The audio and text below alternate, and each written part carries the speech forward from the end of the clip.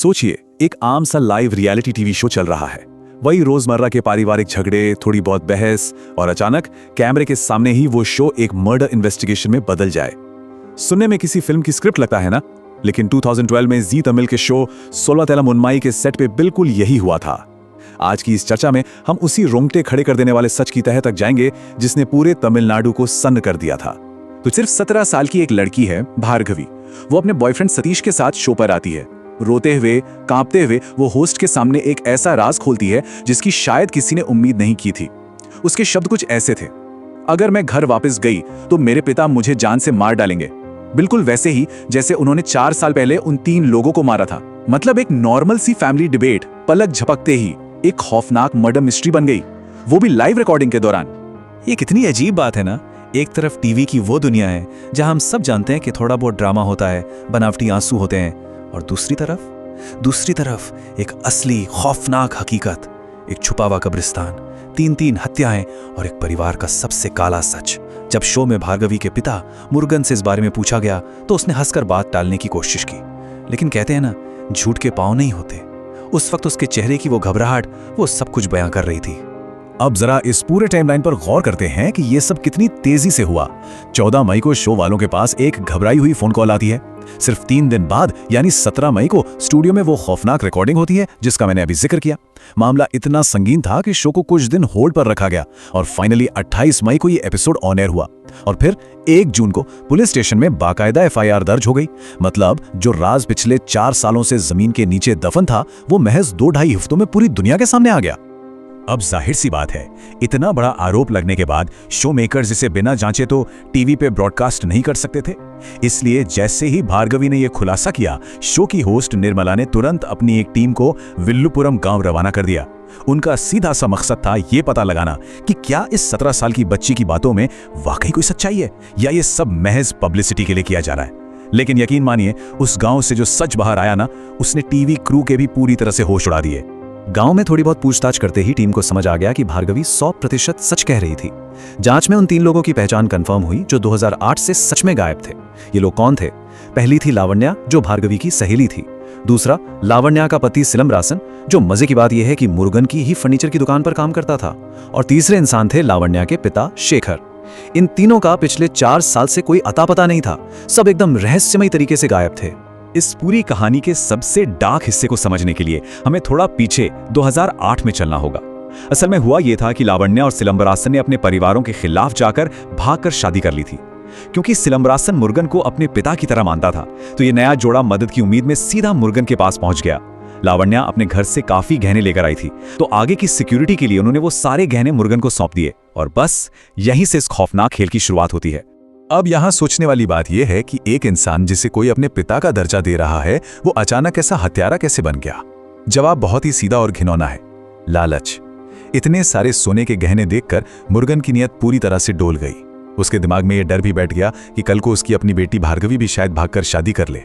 बस इसी लालच और खौफ के कॉकटेल ने जन्म दिया एक ऐसे मास्टर प्लान को जिसका एक ही मकसद था, इन दोनों को हमेशा के लिए रास्ते से हटाना और वो गहने हड़प लेना।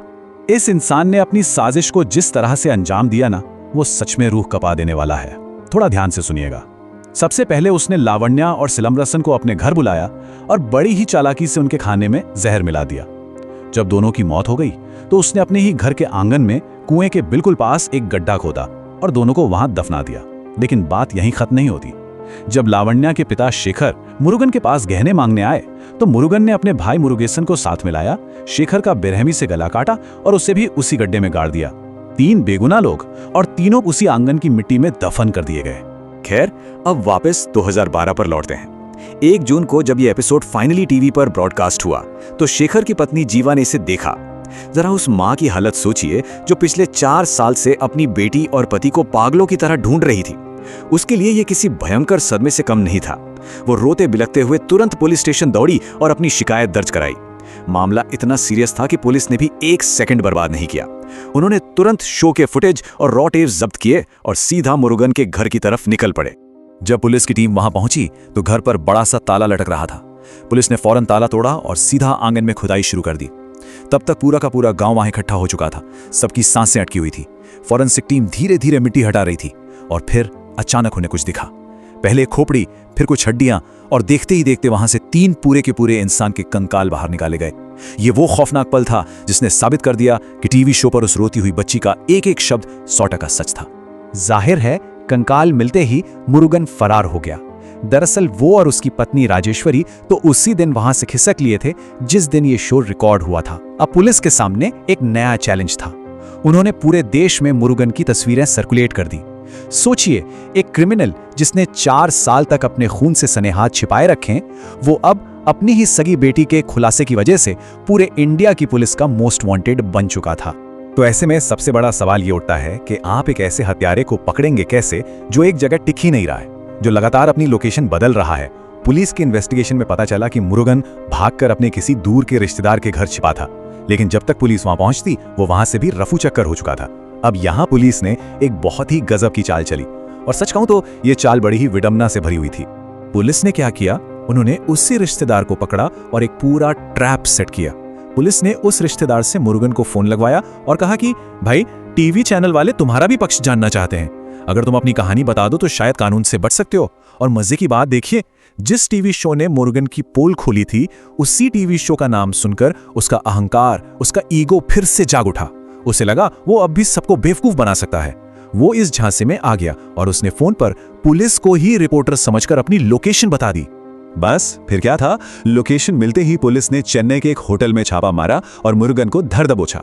पकड़े जाने के बाद जब उसे कड़ाई से पूछताछ हुई तो उसे समझ आ गया कि अब बचने का कोई रास्ता नहीं बचा है। उसकी पत्नी की धमकियां, उसकी बेटी की हिम्मत, सबने मिलकर उसका भंडाफोड़ कर दिया था। और इसी पूछताछ में यह भी क्लियर हो गया कि इस खूनी खेल में उसका भाई मुरुगेशन भी बराबर का हिस्सेदार था। मतलब लालच और धोखे का यह पूरा चैप्टर अब हमेशा के लिए क्लोज हो चुका था।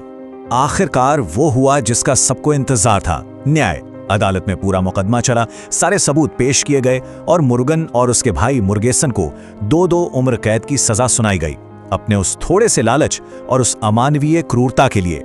अब वो दोनों अपनी बाकी की पूरी जिंदगी जेल की उन सीलन भरी 4 दीवारों के पीछे ही सड़ते हुए बिताएंगे। यही उनके कर्मों की असली सजा थी। इस पूरी घटना के लगभग 1 महीने बाद जी तमिल ने एक बहुत ही स्पेशल फॉलोअप एपिसोड ब्रॉडकास्ट किया। इस एपिसोड में भार्गवी, उसका बॉयफ्रेंड सतीश, लावण्या की मां और सिलंबरासन के पूरे परिवार को एक साथ टीवी पर लाया गया। इसका मकसद सिर्फ टीआरपी बटोरना या कोई और कहानी दिखाना नहीं था। इसका असल मकसद था उन परिवारों को एक क्लोजर देना, एक शांति देना। वो परिवार जो सालों से इस दर्द में जी रहे थे कि उनके अपने अचानक कहां गायब हो गए, उन्हें फाइनली सच जानने को मिला था। तो इस पूरे विश्लेषण से सबसे अहम बात क्या निकल कर आती है, यही कि क्या सच और न्याय को कभी हमेशा के लिए दफन किया जा सकता है? बिल्कुल नहीं। यह घटना इस बात का बहुत बड़ा सबूत है कि कर्मों का हिसाब यहीं होता है और इंसानियत का असली चेहरा कभी ना कभी दुनिया के सामने आ ही जाता है। किसने सोचा था कि एक आम सा रियलिटी टीवी शो जिसे लोग शायद सिर्फ टाइम पास के लिए देखते थे, वो एक दिन एक ऐसा छिपा हुआ कब्रिस्तान खोज निकालेगा और इतने परिवारों को इंसाफ दिलाएगा। ये पूरी कहानी हमें सोचने पर मजबूर कर देती है कि हमारे आसपास घूमने वाले इन आम चेहरों के पीछे आखिर क्या-क्या राज छिपे हो सकते हैं। आज के इस विश्लेषण में बस इतना ही। उम्मीद है ये कहानी आपको सोचने पर मजबूर करेगी।